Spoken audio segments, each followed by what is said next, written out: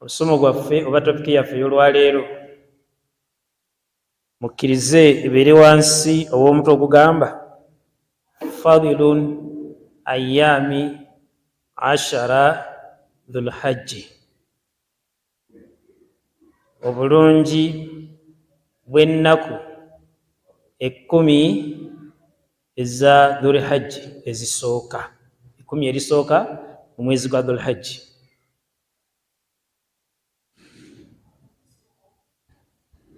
Lwaki njagadde tunule ku nsonga eno? Anti tuli mu nnaku 10 erisooka mu mwezi guno gwa dhulhajji.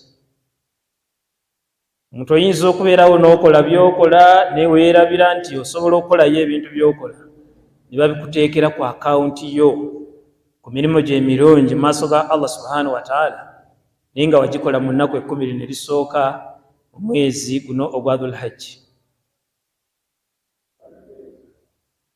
Osobola okwetamya ku bintu ebirala ebitalinaamu value mu maaso ga Allah, naye abakulagiridde nti bino by'ebirungi ebyetaagisa, obeera oli awo oyinza okubeeramu abo abanaaganyulwa kuno ku nsi ne ku lunaku lw'enkomerero. Ebigambo bino ngenda bizimbira ku aya Allah oba ku aya za Allah subhanahu wa ta'ala ezigamba billahi minash shaitani rrajim bismillahi rrahmani rrahim wal fajri wa layali al ashri washafi'i wal watri wal layli iza yasri ila akhir sura. Wakiba Allah subhanahu wa ta'ala agamba ti wal fajri, ndayidde emambya okusala kwayo, ndayidde okusala kw'emmambya, walayali ashiri, nendayira n'ebiro 10, nendayira n'ebiro 10, washafi'i wal watri, nendayira n'ennaku ez'enkanankana n'ennaku ez'ensuusuuba. Ye Allah subhanahu wa ta'ala bw'atyo bw'atugamba. Amala tugamba ebigambo ebyo, qala nufasirun, abavunuzi ba Qur'ani ebaali bavunula aya eyo oba aya ezo, yagamba omuvunuzi omu yagamba nti aksama Allahu ta'ala bi dawi fajirin wa layali, yalayira Allah subhanahu wa ta'ala okuvaayo kusala kw'emmambya, n'alayira n'ebiro 10, naye nga ebiro 10 ebyogerwako si birala wabula ebiro eby'ennaku 10 erisooka mu mwezi guno gwe tulimu ogwa dhulhajji. Buli lwabeera alayidde ekintu kyonna ebeera nsonga nnene nnyo. Buli lwalayira kyaba alayidde kyekangako nnyo amagezi, abeera alina ensonga lwaki akilayira. Naye agamba nti fadila mubaraka, yalayira ebintu ebyo lwaki fadila, nti mulimu ebirungi bingi.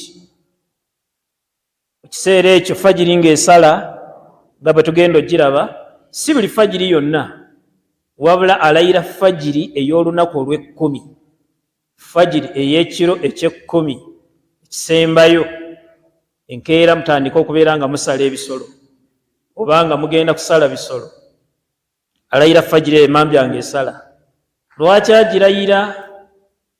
Abanadamu beetesiteesi, ab'embuzi, ab'ente, ab'eŋŋamiya, ab'endiga bagenda kubeera nga babisala, naye ng'okubisala bagenda kulya birye, si gamba nti bagenda bisala babeere nga bajjamu ssente. Embuzi ya 30 agenda gisala abantu bagirye, ente ya bukadde 2 kakadde kamu kitundu bagenda gisala balye buli agabe engabe, eŋŋamiya ya bukadde nga 5 egenda kusalwa eriibwe.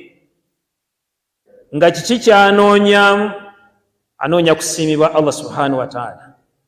Tanoonyezaamu kubeera bulungi kuno ku nsi, tunde embuzi yange eno omwana addeyo ku ssomero, kantunde ente yange eno nyongerezeko ngule wali kapoloti, kankole bwenti nkole kino, wabula bikola kunoonya kusiimibwa Allah subhanahu wa ta'ala. Naye tugamba nti wahiya ashri dhulhajji, 10 eryogerwako yennaku 10 ery'omwezi guno ogwa dhulhajji ezisooka. Ta'adhima, ekyo nno yakikola ta'adhima, lwa bugulumivu, kugulumiza bi sha'anihima, olw'ebintu ebyo byombiriri. Yalayira okulayira okwo ng'agulumiza emmambya lwesalanga tugenda kubeera nga tusaala yidi oba tugenda kusala bisolo, n'alayira n'ebiro byonna 10 ebyo yabilayira lwakwagala kulaga nti ebintu ebyo byapitibwa bya waggulu nnyo mu maaso ga Allah subhanahu wa ta'ala.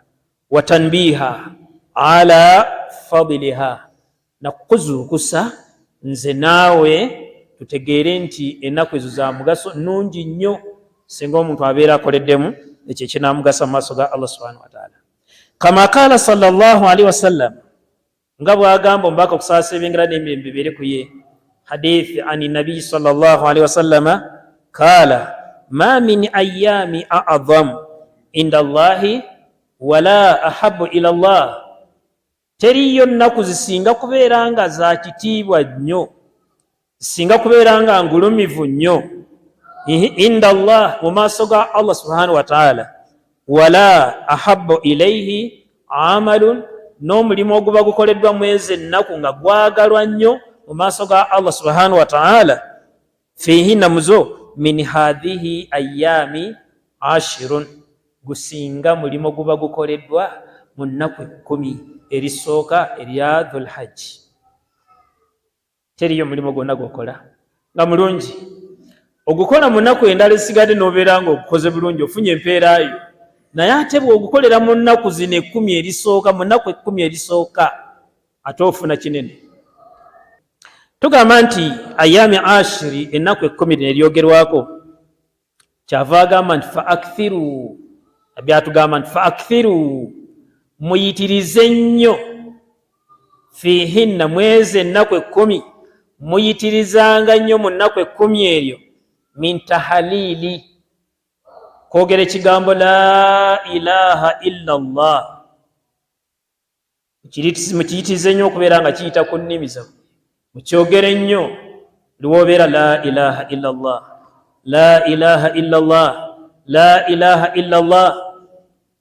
Abali emaka saawa eno bali rabbaika allahumma rabbaika labbaika la sharika laka rabbaika innal hamda wa ni'mata laka wal mulk la sharika laka. Amakulu gaakyo labbaika, nyanukudde, wampita mbeere nga nzija ku nnyumba yo nzize. Labbaika la sharika laka labbaika, tewali kukugattako kintu kyonna, oli bw'omu bw'oti. N'ogamba nti innal hamda, mazima amatendo gonna amajjuvu, wa ni'imata, n'ebyengera, laka, bibyo ggwe Allah, bibyo ggwe Allah. Wa takbir, tuyitizenga nnyo n'okubeera nga tuleeta takbiraati, nga takbira gye tuleese nga twakameza okusaala, Allahu akbar, Allahu akbar, Allahu akbar, la ilaha illa Allah, Allahu akbar, Allahu akbar walillahi alhamdu. Wa tahmid, ne tahmid, alhamdulillah walhamdulillah, Allahu akbar walillahi alhamdu. Gambo byebyo bikwatira omugondi eyo. Qala mujahidun wa gairuhu, mujahidu atutegeeza wabulala n'abalala basigadde n'agamba nti almuradun bilfajiri huna, Allah okwogera ku fajiri n'agamba nti walfajiri, ndayidde emambya, kusala kw'emmambya kw'olwo olunaku, fajiru yawmu nahari, atugamba nti ye fajiri y'olunaku olw'okusala ebisolo, fajiri y'olunaku lwe tugenda okubeera nga tusalirako ebisolo. Emyamba lwesala nga ku makya mugenda kusala bisolo, mugenda kusala idi musale ebisolo, ye fajiri Allah subhanahu wa ta'ala gyalayira khasatan, yeyo yokka. Nagamba wa huwa khataman layalin ashir, ate fajiri eyo yekomenkerezaayo, yesembayo mu biro 10 ebyogerwako Allah bye yalayira. yagamba nti walayali ashiri, n'ebiro 10. Ebiro 10 ebyo kyekiro kyekisemberayo ddala. Nolwekyo Allah subhanahu wa ta'ala byalayira. Hadisi waqila al-muradu bishafi agamba yawma nahari, era shafi lwenaku olwokusala, lwe lunaku olw'ekkumi, naku lwezenkanankana, lwenaku olw'ekkumi. N'agamba wabiwitiri, ate olwa witiri yaumul arafa, lwe lunaku olwa arafa. Bahujaji bonna bagenda e Makka okuva mu mpuyi n'empuyi z'ensi, bwe batambulira ne bava mu mahotero mwe badde basula, ne batambula ne bava e Mina ne bagenda mu lusenyi oluyitibwa Arafa. Nolwekyo ekiseera ekyo nakyo wakiba Allah subhanahu wa ta'ala akirayira. Wakin ibadallah, baddu ba Allah balungi, tugamba nti ayyamil ashri min dhul hajji, munaku zino mu mwezi guno gwa dhul hajji, afdalu ayyami sana, ze nnaku ezisinga mu nnaku zonna eziri mu mwaka omulamba. Ennaku 10 erisooka lino lye tulimu, ze nnaku ezisinga okubeerezwa ebbeeyi maaso ga Allah subhanahu wa ta'ala ku muntu yenna agenda okukola ibaada yonna gy'agenda okukola, okusinga ennaku endala zonna ezisigadde. Omwaka omulamba gulimu ennaku 306, ne 306 ezo gyako emyaka 10, 305 nungi, ibaada gy'okoleramu ebeera nungi, naye ate eno gy'okoledde mu zino 10 yesinga okubeera enzito ennyo okusinga eri gy'okoledde mu nnaku ezo zonna mu maaso ga Allah subhanahu wa ta'ala. Hadisi eva ku Ibni Abbas radiyallahu anhuma qala Rasulullahi sallallahu alayhi wasallam ma min ayyami amalu salih fiha ahabu ila Allah min hadhihi al-ayyam, yani ayyami ashara. Agamba tewaliwo nnaku mwanadamu mwakolera mulimo ng'omulimu ogwo mulungi ne guba nga gwagalwa nnyo ewa Allah subhanahu wa ta'ala gusinga mulimo gw'abaakoledde mu nnaku 10 lino. N'agamba yani ayyami ashara, ennaku 10 erisooka mu mwezi gwa dhul hajji. Qaalu, bamubuuza omubaka Muhammad sallallahu alaihi wasallam ne bagamba ya Rasulallah, owange gwe mubaka wa Allah, wala jihadu fi sabilillah, wadde okulwana mu kkubo lya Allah? Genda okulwanyisa abakafiiri balemedde ku nsooka ogonde baganye okubeera nga bayingira obusiraamu, n'oyo agenza okulwana mu kkubo lya Allah naye tasobola kwenkanyankanya mpeera ye za muntu akoze mulimu mulungi mu nnaku 10 erisooka. Nabbi n'abagamba wala jihadu fi sabilillah, kakubeera okulwana mu kkubo lya Allah subhanahu wa ta'ala, toyinza kwenkanankanya mpeera na muntu akoze mulimu mulungi mu nnaku 10 erisooka mu mwezi ogwa dhul hajji.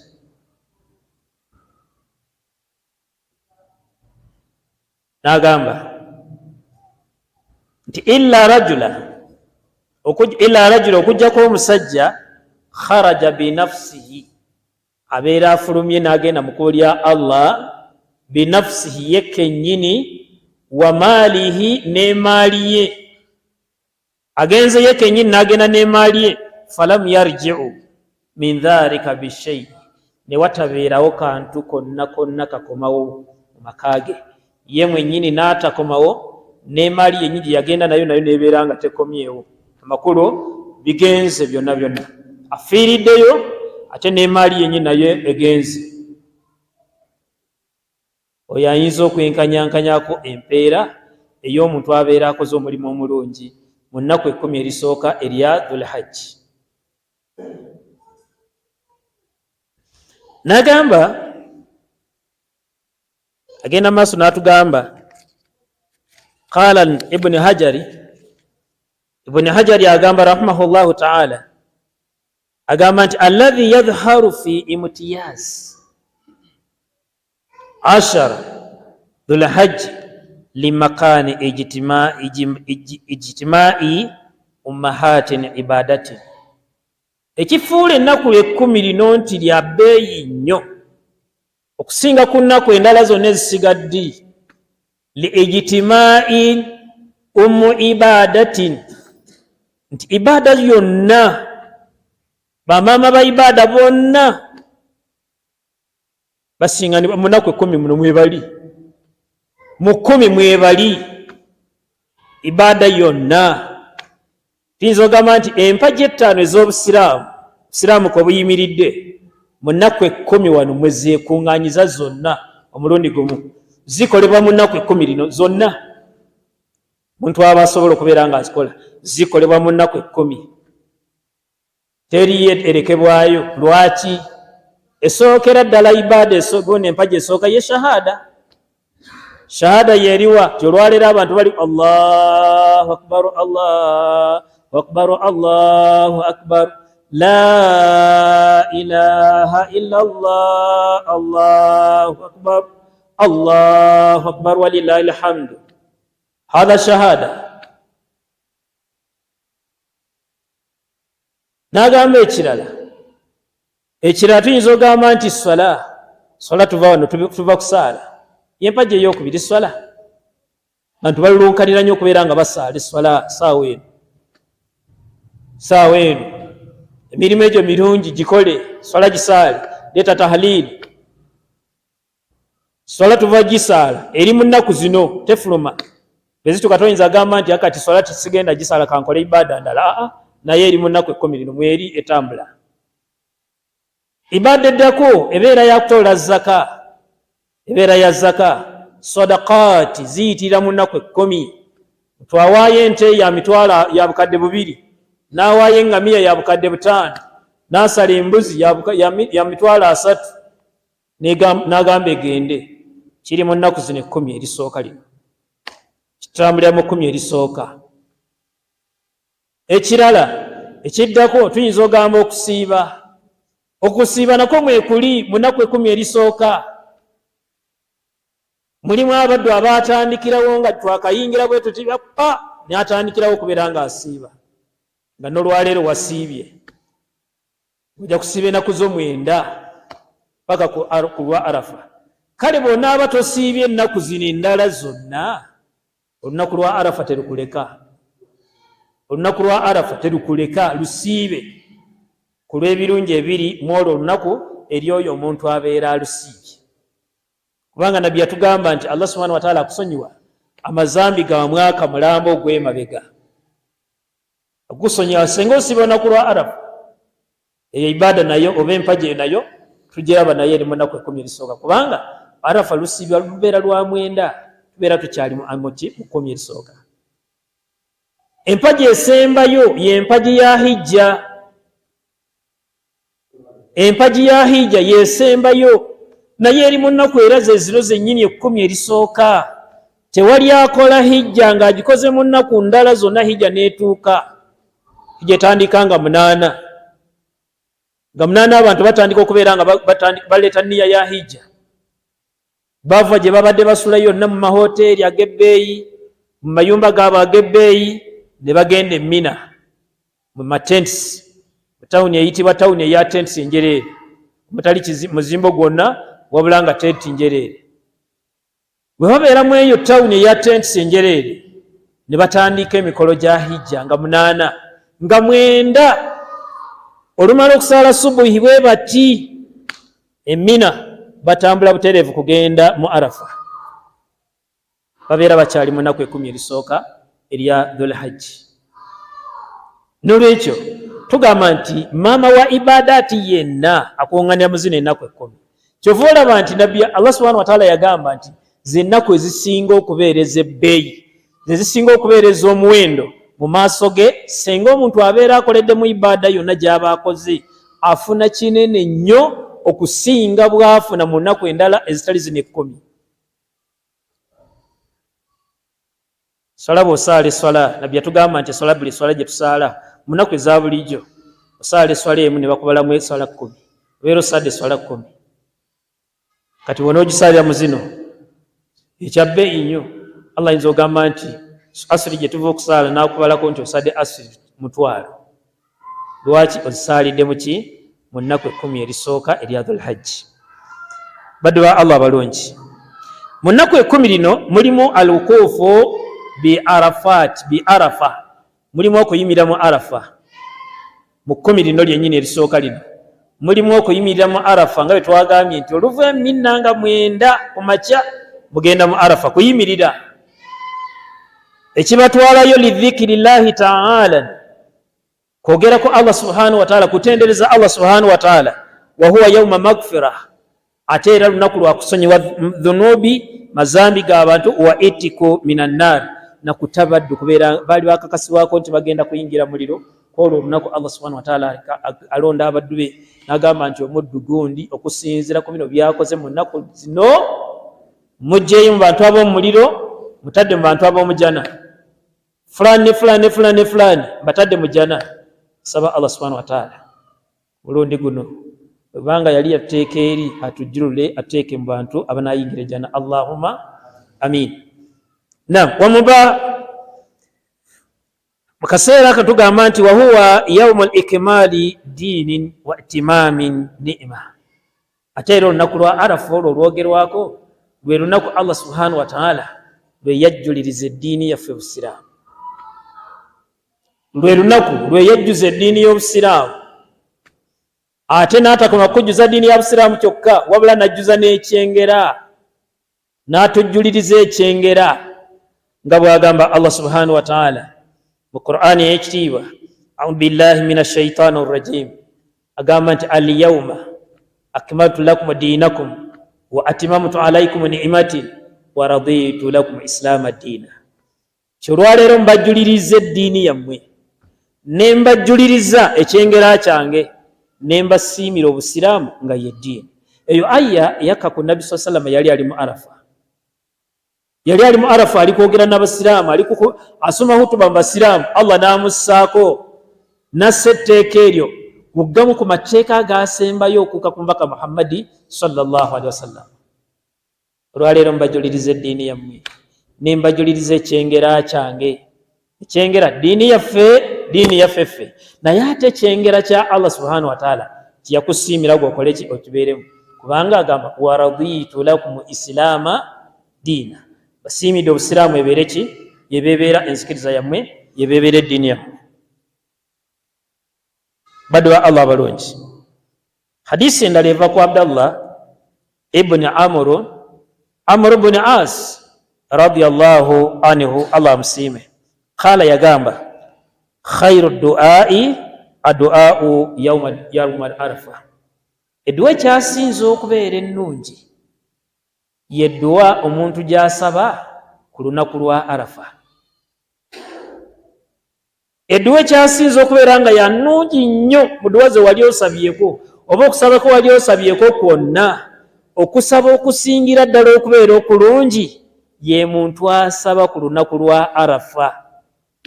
Si nsonga yagenze eri Makka ali mu arafa mwennyini oba ali mu nsi ye yasigaddeyo teyasobodde kugenda mu hijja. Dduwa gy'osabanga gy'oyitirizanga okusaba ku lunaku lwa arafa nga tennaba kutuuka ndikugamba nti yitiriza nnyo okubeera ng'osaba. Kya mukisa bulungi lugenda kubeera nga lutuuka lunaku lujja kubeera lwakuna. Ku lwokuna olujja keera ku makya ebizibu byonna by'obadde olina byonna beera ng'obisaba kwolwo olunaku. Mu byogenda okusaba kwolwo olunaku nkusaba oteekemu na kano ojja kulaba Allah agenda kubeera nga akikulaga. Teekamu ekigamba nti ya Allah abaddu bo n'abazaana bo bali mu arafa olwaleero bali mu lusenyi arafa olwaleero. Ya Allah nsaba onteekemu abo abanaalubeeramu omwaka ogujja. Kimusabe okuva ku makya paka akawungeezi. Kimusabe buli ogira bw'oti ng'ogamba ya Allah abaddu bali eyo bali kulajjana bali mu kusaba nsaba nange onteekemu abo abagenda okulubeeramu olusenyi olwo omwaka ogujja. Wallahi bonna boosabye n'enniya entuufu omwaka ogujja ojja agenda e Makka. Lwaki Nabbi tayogerangako bulimba? Yagamba nti innamal a'malu binniyati. Olwaleero ku mitimbagano bw'otuula ku mitimbagano olwaleero kuliko omusajja mu Libya okosajjo yaleeta nniya ye ng'agenda Makka atuuka gavumenti ya Libya nemukwata ali ku kisaawe bamukute bamututte mu mugondi mu office kumuwozesa lwaki biki bali ku bino saawa y'ennyonyi etuuka nyonyi okubeera ng'egenda bwe bamugamba nti kati genda kale tambula ogende musajja watu agenda okumaliza okwambala hiraami otuuka ku nyonyi yasinga n'ennyonyi nga emiryango giggaddwa n'abeera ku gondi awo nebeerawo ne bagamba w'ennyonyi nti owaayi waliwo omuddu gwoleka waliwo ali ku gondi muggulire ayingire n'agamba maze ennyonyi etandise okutokota sisobola kukola ki sisobola ate kuggulawo gamba ebyo abyogera omusajja oyo genda ku mitimbagano gyamulaba ennyonyi neegira neeyimuka nesituka akatono bweti kati mu kusituka kwayo drive agenda okulaba nga waliwo ekitateredde n'agizza wansi n'agamba makanika nti mugende mutule mugondi mulabe waliwo ekitali kitereevu mugondi muyingire batunula mugondi balaba nga tewali kifo kyonna ennyonyi namu n'addamu n'agiyimusa neegira bweti ate n'agizza n'agamba nedda waliwo ekitali kirungi mugire ki kati wano mukugira wano bagamba omwami bamugamba nti owaayi nga bwe bagira bwe bati bali mu kutunula mugondi gulawo omwami oli ayingire omwami wuuyo ayingira naye nga yabagambye nti nteekwa okugenda e Makka olwaleero yamalirira abagamba ngenda Makka olwaleero oba kiki ngenda Makka wallahi bamaliriza nga driver pilot ennyonyi n'ayingira ennyonyi lwe yayimuse bweti yagenze paka ku kisaawe Jidda nga tefunyeemu buzibu bwonna atuuka Jidda abantu bamuyaayaanira ababadde mu nyonyi ennyonyi ebadde eganye ku lulwo twayagadde okugira naye nga ebikugaana neddawo naye nga ku lulwo kiki kyennyini koduwaaki gye wakozesezza etugambye nti addu'aau khairu addu'aau yawma al arafa edduwa esingira ddala okubeera ennungi yedduwa omuntu gy'asaba nga ali mu arafa wa khairu ma qultu ana wa nabiyun min qabl ekigambo ekisingira ddala okubeera ekirungi mu bigambo byenjogera nze Muhammadi ne bannabi bannanga abansooka agamba nti la ilaha illa Allah wahdahu la sharika lahu lahul mulku wa lahul hamdu wa huwa ala kulli shay'in qadir la ilaha illa Allah tewali wasinzibwa mutuufu wa kusinza okujjako Allah subhanahu wa ta'ala wahdahu ali omu yekka la sharika lahu tewali kumugatako kintu kyonna lahul mulku yenanyini bufuzi yenanyini bwa kabaka yenanyini bwa presidenti yenanyini bwa LCs zonna yenanyini bwa minister walahul hamdu ate amatenda amalungi gonna gage wa huwa ala kulli shay'in qadir ku buli kintu ye muyinza ku buli kintu ye muyinza tewaliwo akola ekyo Allah subhanahu wa ta'ala kyaba tamulagidde nti kola bwoti n'olwekyo ebyo bigambo wa huwa ala kulli shay'in qadir hadisi eri mu sahihu Tirmidhi agamba rawil qatadatan rawa qatadatan radiyallahu anhu qala su'ila rasulillahi sallallahu alaihi wasallam an siyami yawm al-arafa mubaka wa Allah kusasebengera n'emirembe beko yabuuzibwa ku nsonga ekwatako kusiiba olunaku lwa arafa maze okutegeera nti yedduwa esinga obulungi naye olunaku olusenga omuntu ndusiiba kiki kyenfuna mu maaso ga Allah subhanahu wa ta'ala faqala nabi n'agamba yukaffiru sana maadiya buli lwosiiba olunaku olwo olwa arafa bwoti Allah subhanahu wa ta'ala akusangulako amazambi ga mwaka mulamba oguyise ogw'emabega byonna byewakola ebikyamu byonna olw'enniya gy'oba osiibiddeko olwo olunaku n'enniya ennungi ky'osiibiddeko ng'osiibidde ku halaali daako walidde halaali osibulukudde ku halaali Allah subhanahu wa ta'ala agamba nti omuddu wange oyo byonna byakola musonyiye si kukusiiba kwasiibye olunaku olwaleero baddu ba Allah abalungi. Rawahu Muslim, hadisi ya Muslim. Ng'amazisa ebigambo byange byagamba sallallahu alaihi wasallam, hadisi eva kwa Aisha radiyallahu anha ani nabiyyi sallallahu alaihi wasallam. Aisha naye yawulira omubaka ng'ayogera bw'ati, agamba ma min yaumi, teriyo lunaku lwonna mu nnaku zonna ezaali zibadde mu nsi muno, tewaliwo lunaku lwonna aktharu min an ayatika Allahu fihi abdan, enaku Allah subhanahu wa ta'ala, teriyo nnaku Allah subhanahu wa ta'ala mwasinga kutta baddu be nga abajulu abajja mu muliro abatwalika kwabo abagenda okubeera mu jjana, min naari min yaumi al arafa, lusinga lunaku lwa arafa. Enaku zonna mu Ramadani abajulula, lunaku lwa Eid al-Fitri baddu abajulula ne bateeka gwo, naye ate lwasinga okubeera nga abaddu abajulula okubeera nga abajja muliro abaali bakakasibwako mu n'abateeke mu jjana, lubeera lunaku olwa arafa. N'agamba wa innaha la yadinu thumma yubahi bihim almalaika.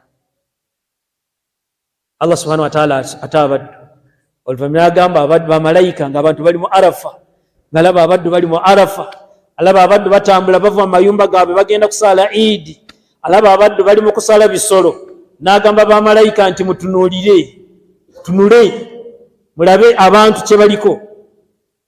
Lwaki? Anti lwe yali atonda omwana Adamu yasooka agamba bamalayika nti inni jailu fil ardi khalifa, ngenda kuteeka ku nsi omusika, omusigire agenda okutwala obuvunaanyizibwa bw'ebyo ebiri ku nsi. Bamalayika bagamba Allah nti atajalu fiha, ogenda kuteeka ku nsi omuntu man yufsidu fiha, anayonoona kuyo, wa yasfiku dima, ayiwe n'omusaayi, wa nahnu nusabbihu bihamdika, ng'ate ffe tukutendereza. Allah n'abagamba nti inni a'lamu ma la ta'lamu, nzamanyi bye mutamanyi. N'agamba Adamu nti ba, Adamu n'abeera. Kati agamba ku olwo olunaku olwa Arafa, agamba bamalayika nti mutunule, tunuulira mu Arafa olabe ekiriyo. Abo bonna balese amaka gaabwe, balese ebitanda byabwe eby'ebbeeyi, ofiisezi zaabwe bazituse ez'ebbeeyi, mwe bafunira gundi, bonna bazze ku lwange. N'olwekyo bonna abalyo mbasonyiye, bawadde ejjana.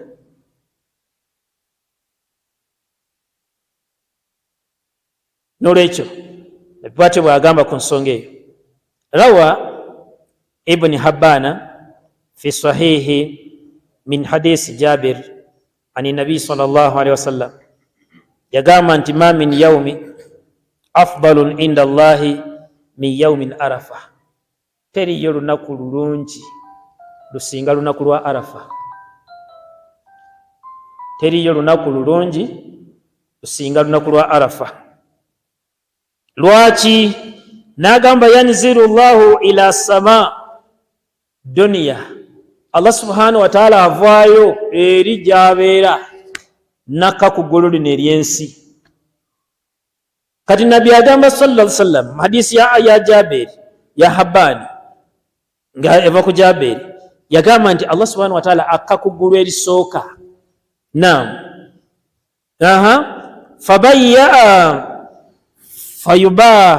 fayubahi bi ahli al-ardi, n'abeera nga atunulira abantu b'omu nsi, atunulira abantu b'omu nsi.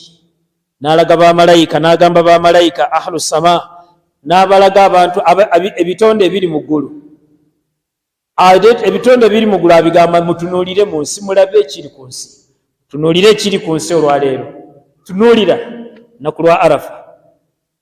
Byonna n'abiraga. Bw'amala obbiraga atugamba Aisha radiyallahu anha maama waffe yagamba fayaqulu unzuru, Allah n'agamba bamalayika nti unzuru ila ibadi, tunuulira abaddu bange.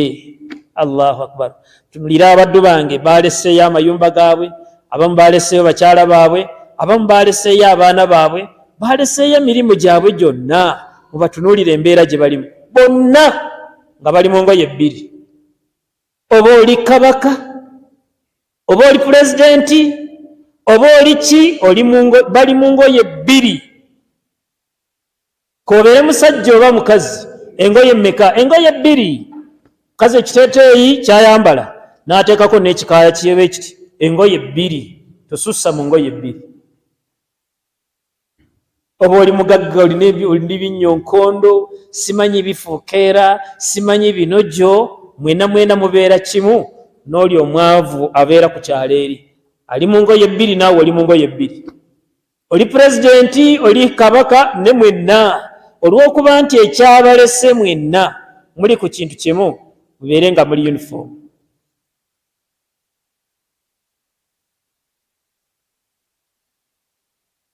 naye agamba Allah subhanahu wa ta'ala agamba abamalayika abo nti hajina jaa'u min kulli fajji amiki, bavudde mu bifo byanjawulo myabwe mulabaawo. Temulowooza nti ba mu Arafa we bawangaalira, bavudde mu bifo nga byanjawulo ne bajjaawo. naye agamba Allah subhanahu wa ta'ala yarju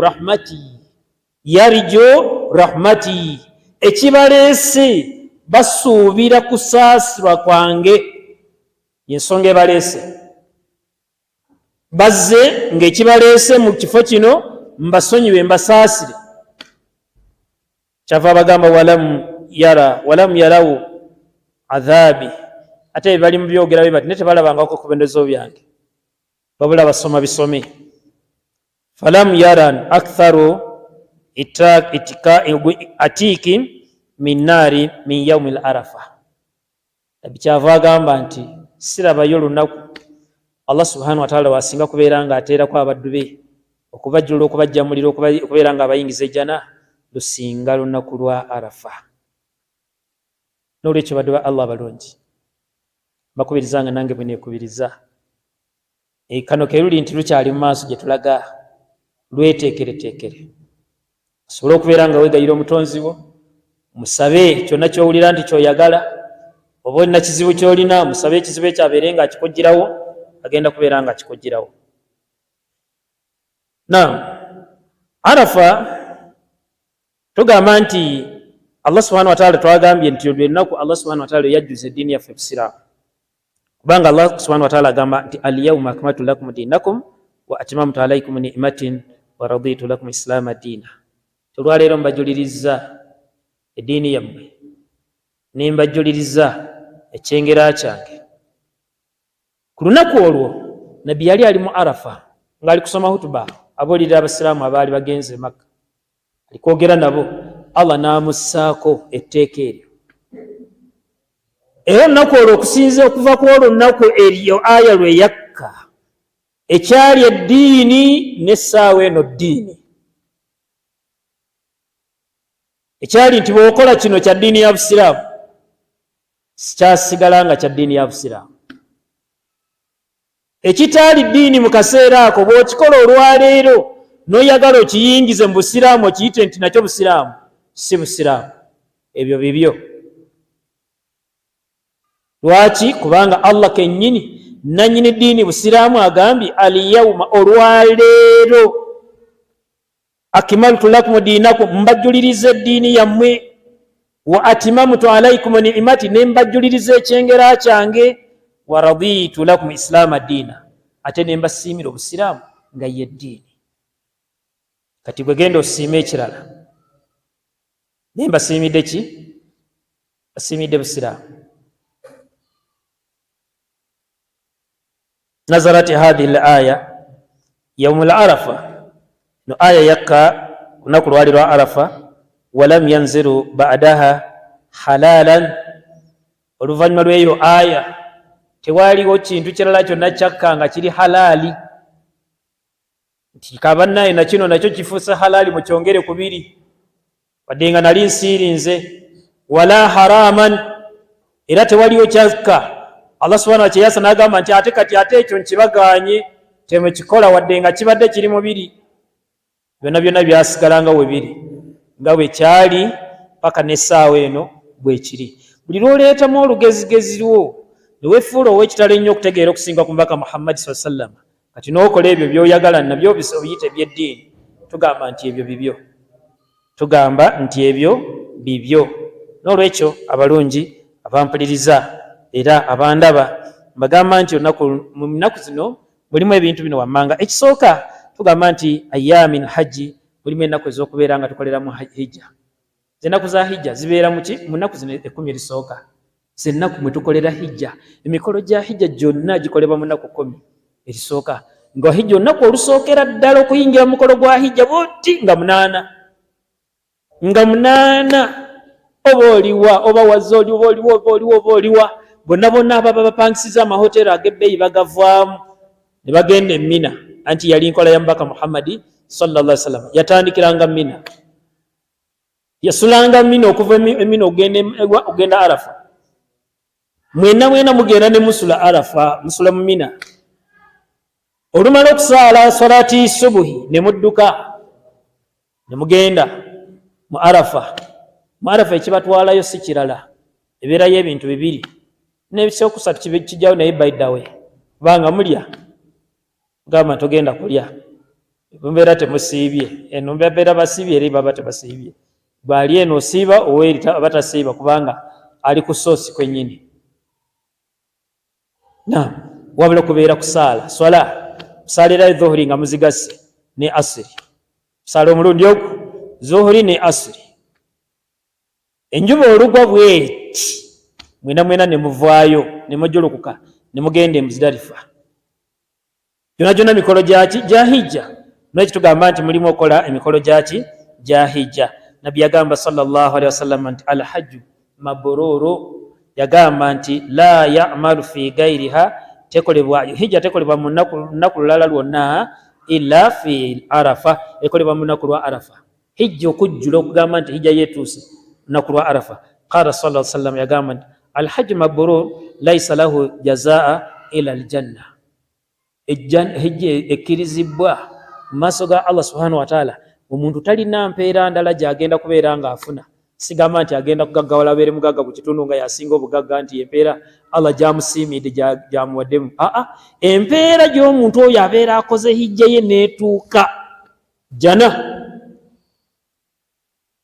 naye agamba nti yagamba mu hadisi emu nti alhijja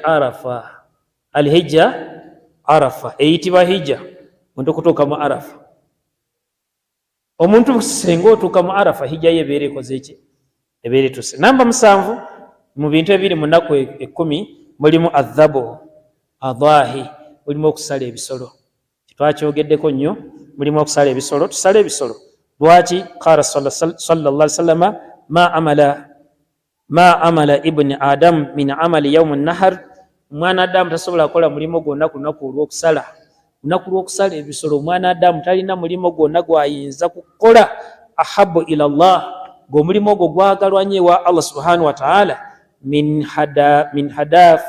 hadafi ddami ogusinga okuyuwa omusaayi ogw'ekisolo mirimu gyonna ogenda gikola mirungi ogenda kusaala swala ya Idi nnungi ogenda kusaddaaka kirungi ogenda kuliisa ku bantu emmere kirungi naye ate ogusinga okubeera omukulu ennyo gwakuyuwa ku musaayi kusala kisolo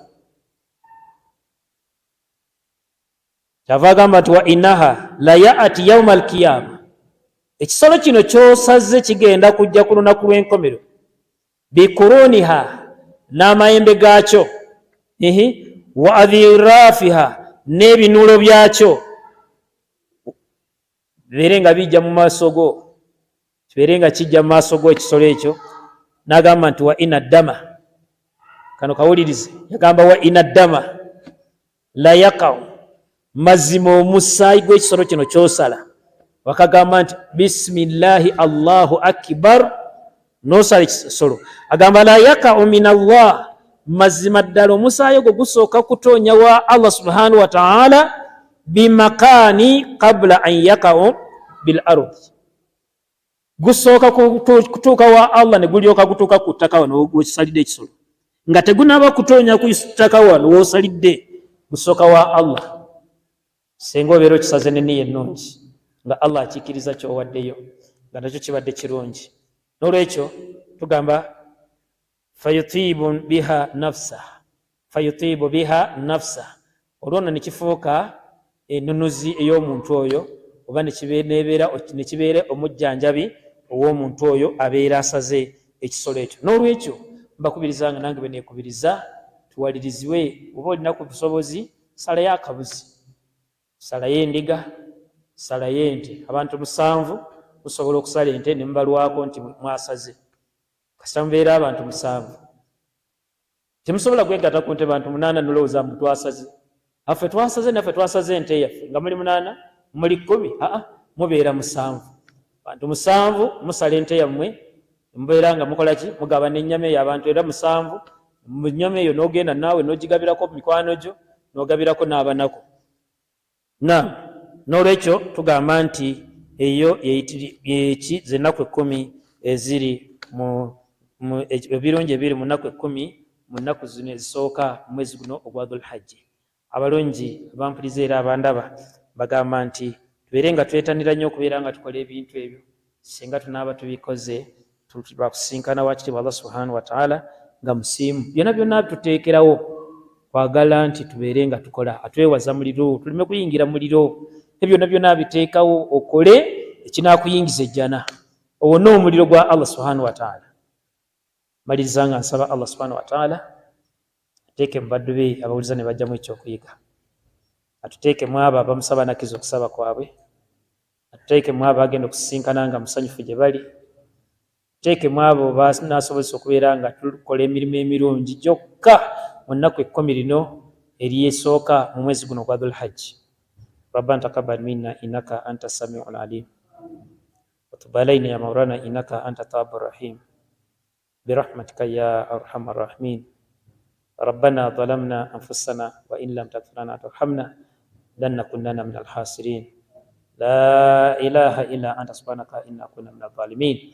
لا إله إلا أنت سبحانك إنا كنا من الظالمين. لا إله إلا أنت سبحانك إنا كنا من الظالمين. ربنا آتنا في الدنيا حسنة وفي الآخرة حسنة وقنا عذاب النار. واغفر للمؤمنين والمؤمنات والمسلمين والمسلمات الأحياء منه والأموات برحمتك يا أرحم الراحمين.